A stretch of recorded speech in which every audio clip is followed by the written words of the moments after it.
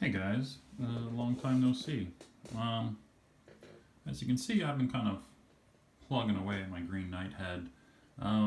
This I decided would not be an actual mold, um, as I think it would just be too big of a pain in the ass to try to mold this, and my living situation does not really give me that kind of space.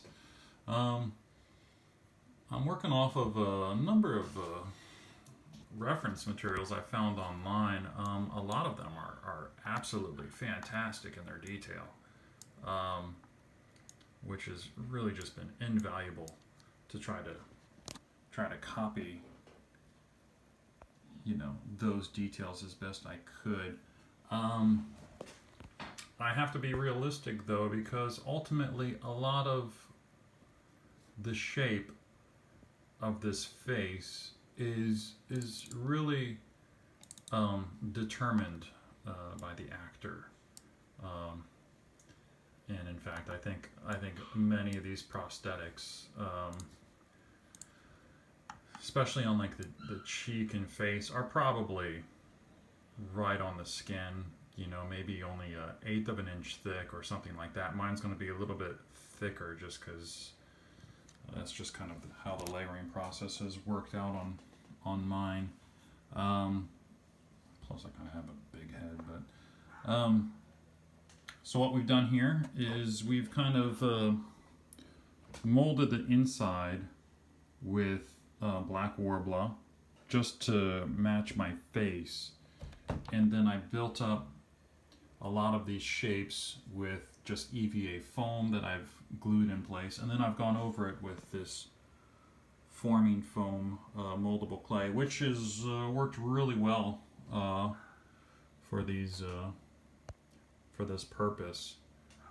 You can see I've taken a pen and marked in all the crevices just to kind of help give me a general sense of flow and stuff like that. I've also dabbed it a bunch with puffy paint just to add some texture. It looks like on the source art he's got like some, I don't know, mossy algae-ish stuff growing up on there. I mean, I think ultimately the finishing, the actual skin texture is going to be layer upon layer. I may even buy some of that, that fake shrubbery that you see for like miniature railroad sets that they make trees out of, and I just might glue a bunch of that all over his face as well.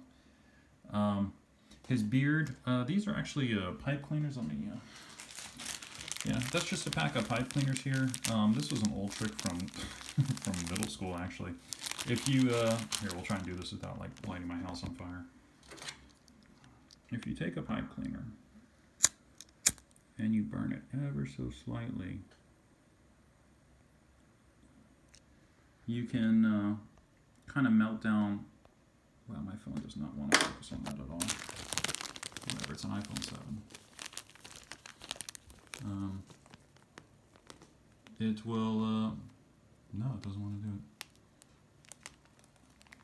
it. Anyways, it'll melt down the bristles, and wow, phone, work with. There we go. Oh my goodness, it'll melt down the bristles, and it'll actually kind of give it this kind of plasticky, foamy-ish kind of coating to the actual wire itself. And then from there, you can just kind of start covering it with more of the foam clay and more of the puffy paint, just to give it some thickness and all of this.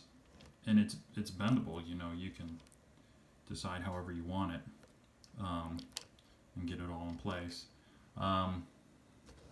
As of right now, the face is not able to be articulated. I'm considering cutting it here and here so that just the little chin piece can move up and down when I talk.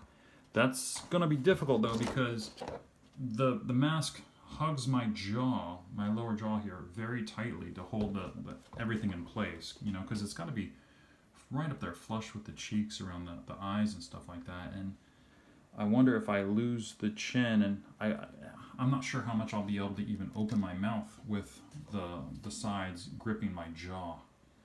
So it may not be worth the hassle of everything, since the rest of the mask is quite rigid and unmovable. It's open in the back. I actually have a little piece right here. Don't know why it's way over here on the floor, but and that would just kind of pop it into the back of it. But yeah, that's kind of where we're at right now.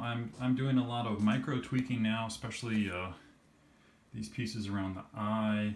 I actually really just built this crest up right here. Looking at the pictures, you know, it turns out his whole face is very asymmetrical. You know, his nose kind of comes and bends to the side like that. I mean, this eye socket is shaped completely different from this eye socket. And, you know, like every newbie artist, you know, my initial intention was to make everything symmetrical. But I'm actually desymmetritized it a bit right now, believe it or not, even though they look fairly similarly shaped. But again, a lot of it's going to be limited by my own facial shape, and I'm not entirely sure how I'm going to end up painting and blending my own skin to the helmet, the mask here itself. I may try and use some more foam clay along here to get it really close to my eye, really flush with my eye, but I don't know. That's a bridge I'll cross when I get to it. But here we are. Pretty happy with it overall. Can't wait to see what it looks like when it gets all painted, but yeah, that's about it. Whoa. That's about it.